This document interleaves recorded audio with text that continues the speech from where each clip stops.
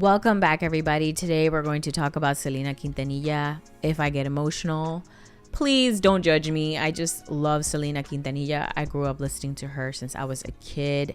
And to this day, even if I go to a supermarket or a mall or I hear her music anywhere, I do sometimes break down and cry. I have such a strong connection to her that on the day of her passing, I actually saw on TV when the whole Yolanda Saldivar thing went down and she took Selena's life when she was in the car crying with the pew pew to her head, not trying to give herself up to the police. I saw that whole ordeal on TV and it gave me some complex PTSD. Can't lie. It really screwed me up. It definitely affected the way I trusted in people and in friends. So let's start with talking about Selena Quintanilla's early days. So she was born April 16th, 1971, which makes her an Aries. Selena is Mexican American, and she pretty much grew up in a very artistic family. Her dad definitely instilled in her music, art. It was his thing. He was in a band when he was younger. And so he wanted to pass it on to his kids. And I get it completely. She basically became a superstar in the 90s. She had a crossover album. She was just so talented. Just a beautiful voice that came straight out of her stomach. It was just full of body. Just like her. She had body yaddy yaddy. Okay? If you've seen Selena, she was smoking, a smoke show. And unfortunately, Yolanda Saldivar, who was her fan club president, became the woman that took her life. She was absolutely obsessed with her. Okay? She was her former manager of the boutique that she had. She had a little boutique. She was very much into fashion. Selena was a fashionista, okay? I mean, you could see it in her style, her swag. She was all about looking good and still being pretty and classy. Now, when this lady came into her life, she came to her as I'm your friend. I have your back. You could tell me everything. You could confide in me. And she also was like, you don't have to worry about a thing or your fan club stuff. I got you covered. And Selena believed her. Selena was so open-hearted and so sweet. Even her husband said that it was dangerous. It was dangerous because it made her susceptible to people who wanted to hurt her. Even after becoming a superstar, Selena insisted on remaining accessible. So accessible, Chris worried about her safety. The thing about it is when you open yourself up like that, you're so vulnerable to, you know what I mean, to the people that you're trying to help or that you're being cool with. And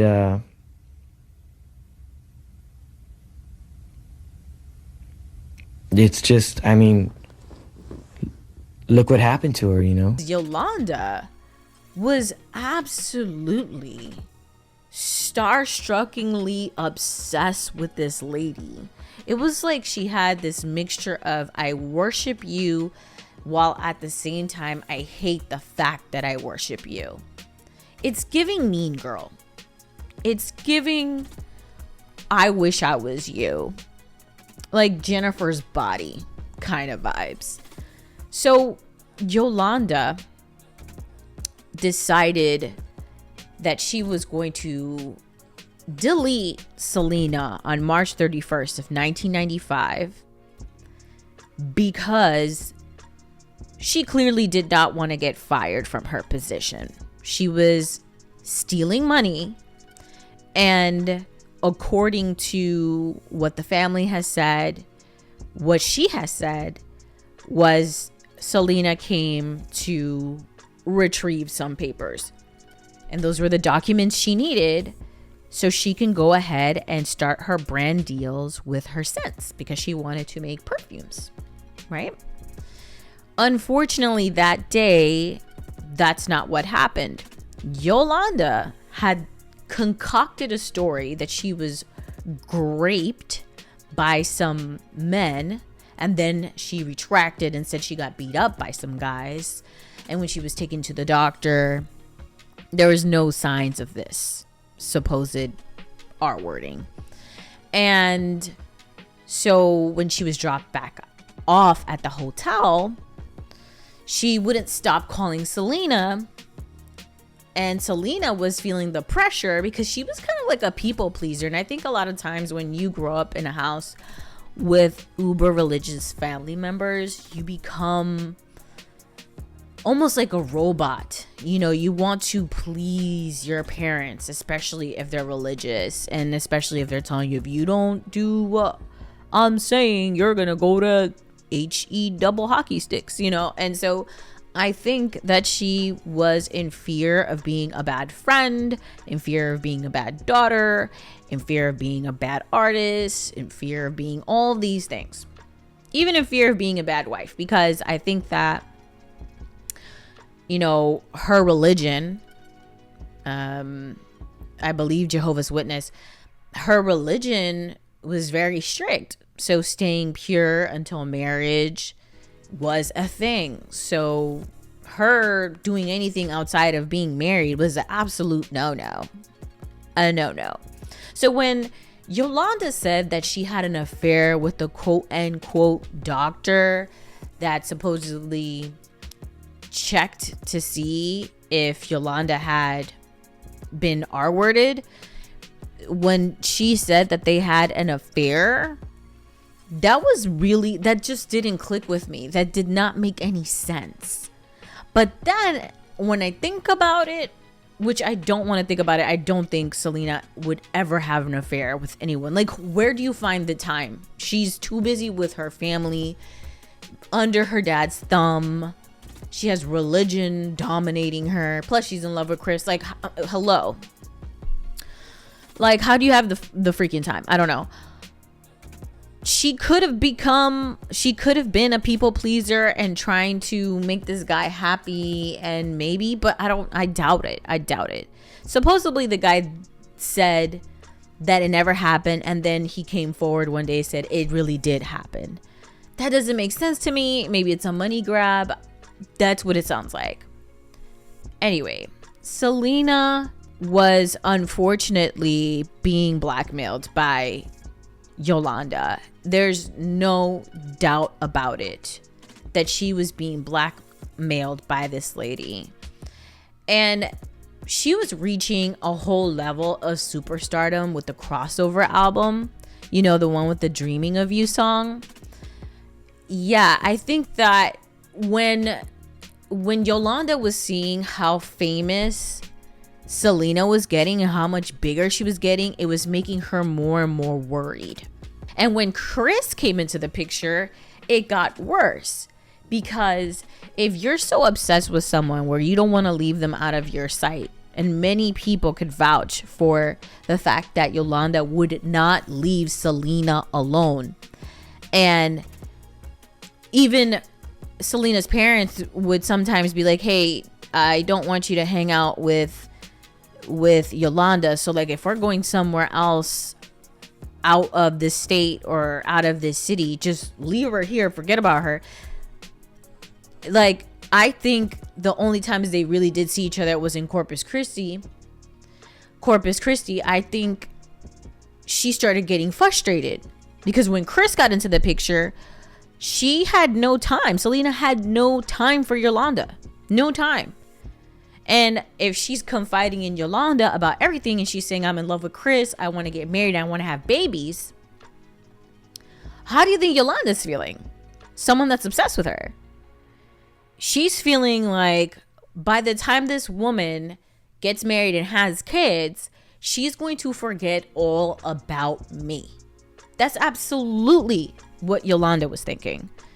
That this woman who I have adored and worshiped the ground she walked on in a very insane kind of way is going to forget all about me, and she's gonna mother her children and be a traditional wife who's going on tour left and right and not have any time to spend with me and listen to all my babble, listen to all my trash, listen to all my lies and my stories about my childhood and life.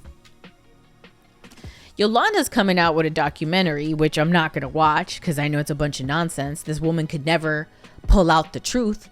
Like, ma'am, you never have receipts. You never have receipts. I have not once seen Yolanda pull out receipts. Ever. So whatever she's going to say on this makes no sense. It's not going to make any sense because there's never receipts from nobody. She said that, you know, that Selena was going to that hotel room to talk to her about what she was going through, which is like the fake R wording. But then she says that when she was being, you know, she was being uncovered for stealing money and about to be fired, she became angry and said, so this is what you want me to do? You want to tell people these lies about me? And then she puts the pew pew to her head in the hotel room and decides that she was going to pull the trigger. She pointed that gun, she pointed that pew pew at Selena. She could have did anything else, but she did that instead. She could say whatever she wants, but out of anger, you decided to squeeze the pew pew? That's weird. Because why didn't you squeeze it at yourself? That doesn't make sense to me. So I have a lot of just negative reservations over sitting here and listening to what this lady has to say. What do you have to say? What do you have to say? She has a couple of people that are coming in the documentary, family members, saying it was an accident. The only time this woman mentioned that it was an accident was when the police gave her examples, like when they were trying to get her out of the vehicle. They were like, well, did you squeeze the pew pew because you were scared? Did you squeeze the pew pew because she made you angry? Did you squeeze the pew pew out of accident? At first, she admitted that she KO'd her friend. Not KO'd, but you know the word I mean. She admitted to it. But when she was trying to be, you know, taken out of the car so she could finally get arrested, and she was trying to be, you know, they were trying to calm her down to get her out of the car. And they gave her all these examples. She went with it was an accident. But I don't think she even thought for 1 second that saying it was an accident was believable. Sadly, it doesn't matter because we can't get Selena back, whether it was an accident or not. And I know it's not an accident. I don't want y'all to give this lady Yolanda Saldivar any damn views, because for why? There is no point. Let's talk about Selena and Chris, because that's one thing I love them so much together. And I say it like it's still happening because in my head, it's like Selena and Chris forever.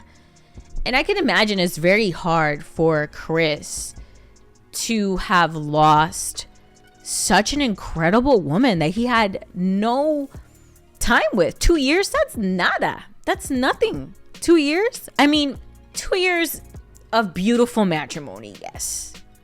But not enough time. Not at all. 2 years married, not enough time. It breaks my heart. Because he also saw that something was up.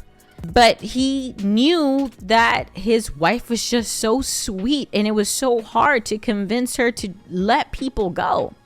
And he was also very much under the thumb of her father. People have said that when she was supposed to get a blood transfusion, her father denied it because they're Jehovah's Witness. And so he basically said no. to giving her a chance of life, a chance at getting her life back. And I feel like in some ways, Chris might have felt some resentment towards that because, and I mean, this is allegedly some resentment towards that because he couldn't stand up to her father and say, no, we're going to get this blood transfusion. I don't care. I want my wife to live. And I feel like in some ways he resented that. Like there was always this doom and gloom guilt look on his face. It's not just like grief, but it's like this feeling guilt, like a guilt look for not being able to get his wife a blood transfusion.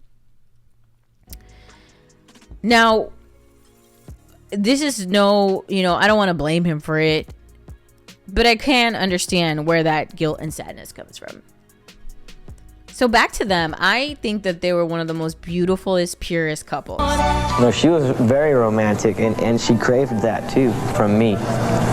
You know what I mean? It was, she wanted to know all the time, wanted to feel all the time that it was special, and I did it as much as I could, and I made her feel that way, But she did it all the time to me, all the time.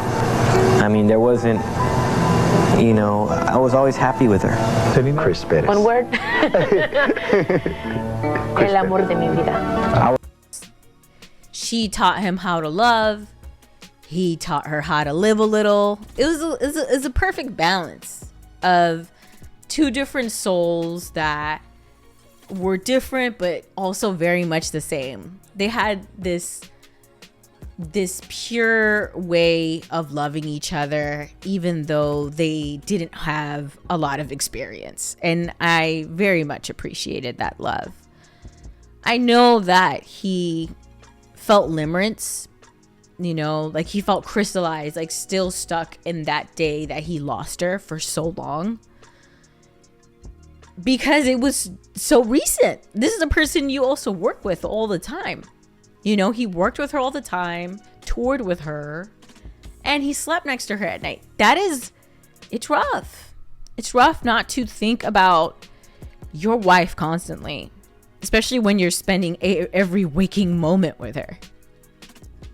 It's wild. He said that she was so romantic and loving and this compassionate being, and she was just so innocent with her thought process. She wanted this huge farm and thought that all the animals would get along. Like, that is the cutest thing. Girl, that dog would eat that chicken, but she didn't. Not truly. She definitely did not have that type of mindset. She was so sweet and genuine. And I think that's what I really loved about her. And the fact that 4,000 people showed up to her funeral is so amazing. She touched so many hearts. I'm not sure what it is about Selena that makes her so lovely. I don't know what it is. Maybe it was her smile. Maybe it was the way she sang. Maybe it's the way she danced. But it was this twinkle in her eyes that it just looked like you were looking at a straight up angel. She was just everything. I've tried to watch shows of like the Selena show that came out on Netflix. I couldn't watch it. After that first Selena movie, I got CPTSD again. The movie with J-Lo. I got CPTSD again. I can't watch it. I can't watch another Selena movie, or I can't watch another Selena series. I cannot. It's hard. I personally want to move on. It's hard for me to move on. Like I said, I freaking cry when I think about Selena. Like, thinking about her right now, I'm trying to hold back the tears. I remember trying to share with my son, who's, a Gen Z kid, who Selena is, and I freaking cried for 2 hours. Just looking up the pictures to put up here for Selena, I cried almost the whole entire time. It was just hard. It's hard. Like, I've driven myself crazy trying to figure out if it was Selena who touched Chris on the arm at the funeral.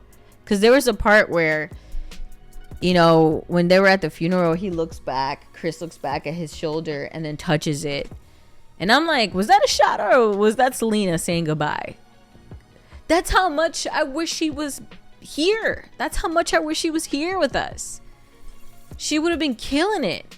J-Lo who? She wouldn't even exist. Oh my gosh. It would have been amazing to see Selena and Aaliyah make music together. That would have been amazing. But Yolanda took her away. Yolanda, this sick person who really had the most meanest spirit. And I don't know why Selena couldn't see it. I don't know why. Yolanda delayed handing over bank statements and financial records to Selena, okay?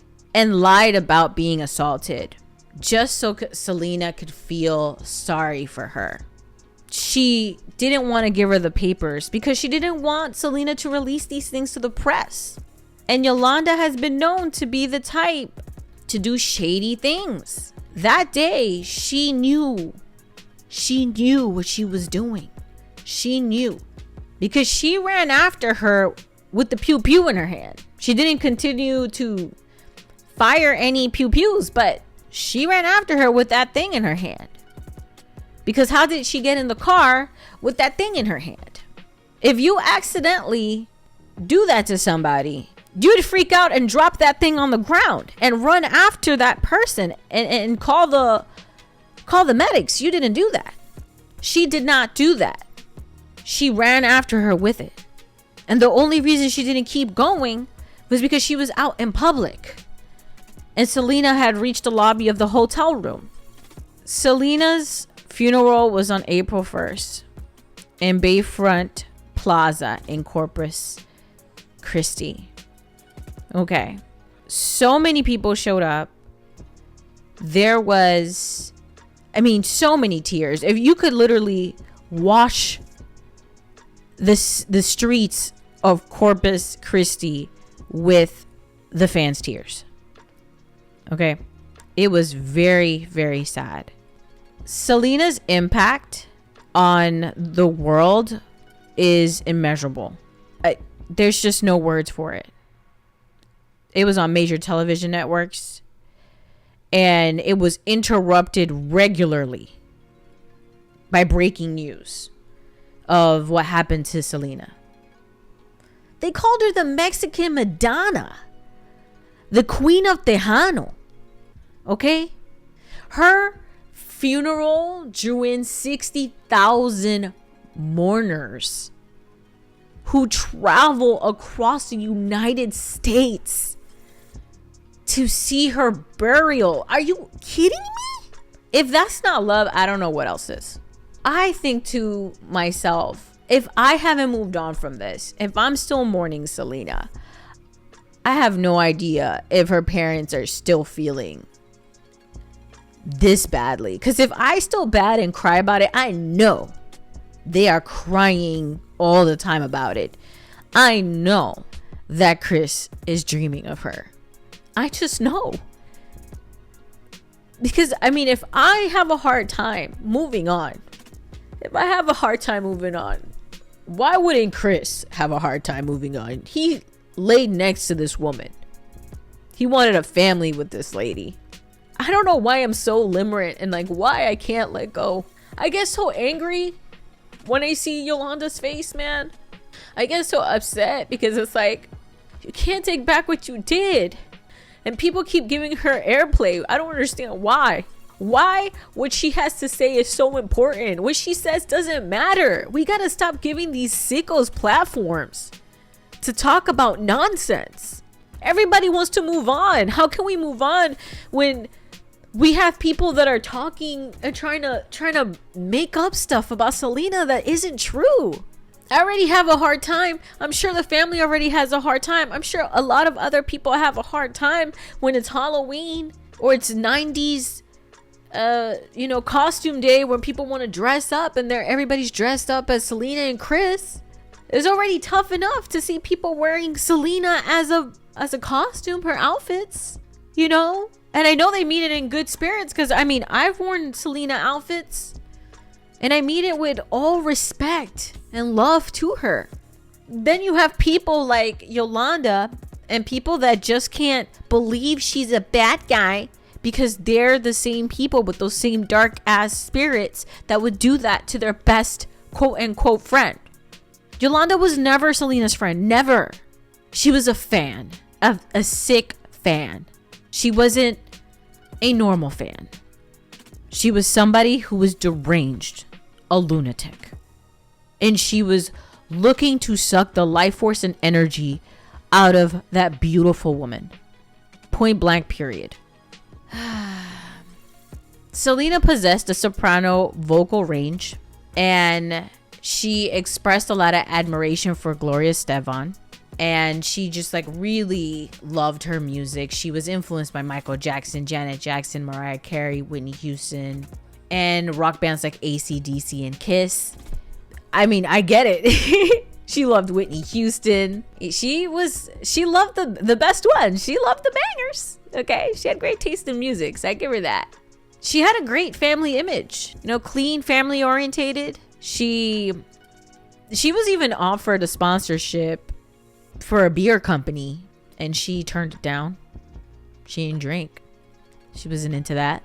She was, oh my God, she was just all around beautiful girl. She even wanted to start her own, you know, clothing boutique. She wasn't inactive as a Jehovah's Witness because of the way she dressed. And, you know, people kind of looked at her like a little bit of a feminist, you know, because she was a little bit more free thinking. Her father was not at all okay with it, but at the same time, he saw a lot of the success the daughter had. And I think that at some point he had to let the reins go a little bit. But one thing I wish he was strict about, I really wish he would have really put his foot down with Yolanda way sooner, and that Selena would have listened. Because for a man being that strict and he couldn't put his foot down harder on that, I'm kind of surprised. But, you know, his daughter was an adult, so you can't control grown people forever. Selena also donated her time to civic organizations such as DARE, and also planned a fundraising concert to help AIDS patients. She also participated with the Texas Prevention Partnership, which was sponsored by Texas Commission on Alcohol and Drug Abuse. So she cared about people. She was in the works for a Dallas-Fort Worth, Texas Boys and Girls Club of America. She was going to do a concert for that. And she was just really about the kids. I love that about her. You know, her legacy is going to live on. She's always going to be the princess, the queen of Tejano music, Latin music, cumbia, Latin pop, as you will. She broke a lot of barriers. I consider her one of the most significant Mexican American singers of all time. And I'll never forget her. Even when I'm 90 and I'm telling stories about one of my favorite people in the world, which is Selena, even when I'm telling stories about her, I'm going to vividly remember Selena and her impact on my life. I think I really wanted to love the way she loved and be open the way she was open, because I felt there was a lot of similarities with how my parents were so religious and controlling, and they wanted me to be an artist so bad. And part of me was like, I don't really want to do this, but I guess I'll do it. I was always artsy, but I didn't like being forced to do it. But, you know, I saw the similarities between me and her and how she had such a hopeful, romantic heart. And I wanted to experience that. And I looked up to her. She was an inspiration to me. And I really thought she was going to live forever. I thought, you know, when I get older, I'm going to, you know, sing just like Selena. I'm going to have that cool style. I'm going to fall in love like that. And I want to impact the world the way she did, which is sad. There was a lot of tributes to Selena several tributes and honors for her impact on the music industry, from the Spirit of Hope Award, created in Selena's honor in 1996. It was awarded to Latin artists who participated in humanitarian and civic causes. On March 16th, 2011, the United States Postal Service released a Latin Legends Memorial Stamp in honor of Selena. And Selena was also commemorated with a museum. So that's awesome. That happened in 1998. Selena was inducted into the Billboard Latin Music Hall of Fame and the Hard Rock Cafes Hall of Fame as well. People show a lot of love to Selena. Like, people cannot forget her. There's just no way. There's Broadway musicals that were done about her. There's some people that are obsessed with artists just because they're good looking and because of just their style. But I really believe the love people have for Selena is the soul. It's like a deep soul connection. Not to say there aren't people that love her because she looks good, but and she's talented, but there was a deep soul connection there. Some of my favorite songs of her was Como la Flor, Amor Prohibido, Dreaming, of course. Who doesn't love that song? She did this song with Los Barrio Boys. Love that song. It was like, they were like the Latin Boys to Men, or Blackstreet Boys. They were like the Latin Blackstreet Boys. Overall, Selena had a huge impact in my life. I'm never gonna forget her. Never, ever, ever. And I hope you guys like this video. This is a tribute to her. I will miss her forever. And I hope you guys like it. So make sure you like and subscribe for more. Bye.